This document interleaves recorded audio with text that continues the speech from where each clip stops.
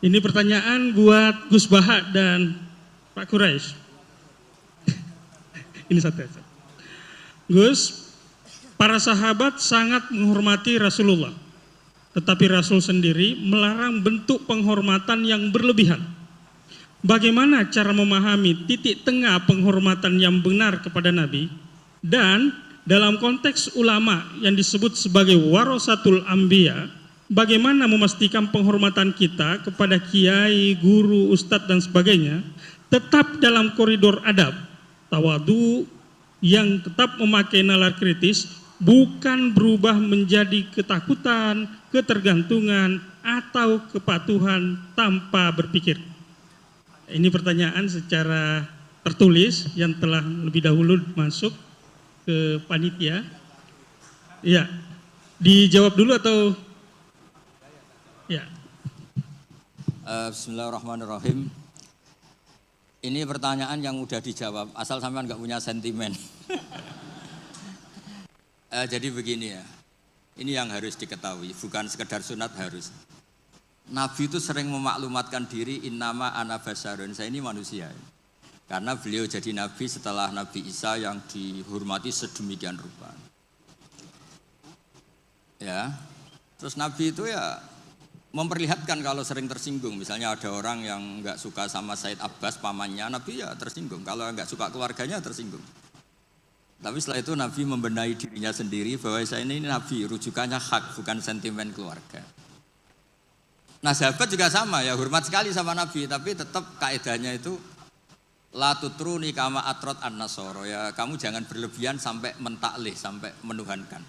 Kalau hormat yang berlebihan dengan arti loyalitas atau bahasa tubuh, itu ya mulai dulu ada ya di semua tradisi. Sama lihat di kerajaan-kerajaan atau di film-film Cina itu kan semua, baik versi ketua suku maupun ketua geng, ketua apa saja kan ya dihormati oleh anak.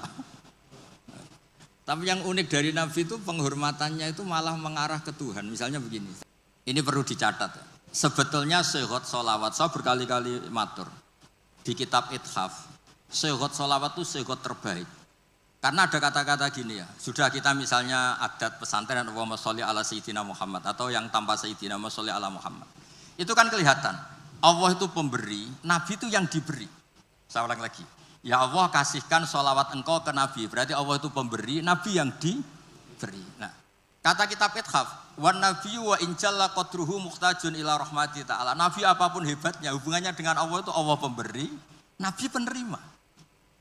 Makanya hadil ummah tidak akan terperosok mentaklih, menuhankan Muhammad. Karena redaksinya sudah, ya Allah saya minta sholawatmu kasihkan ala abdika wa rasulika Muhammad, disebut ala abdika.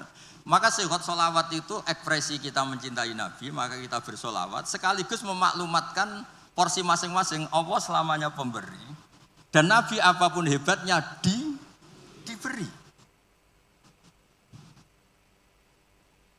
Jadi penghormatan sahabat itu ya terukur semua.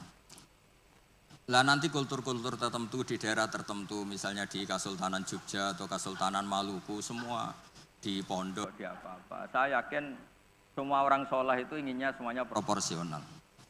Nggak tahu kalau yang sentimen, tapi semua orang soleh itu inginnya pasti propor. Itu pasti, tak jamin. Maksud saya kalau bahasa keseharian itu ya terserah lah. Orang Jawa kalau dipegang kepalanya tersinggung, kalau orang Arab seneng.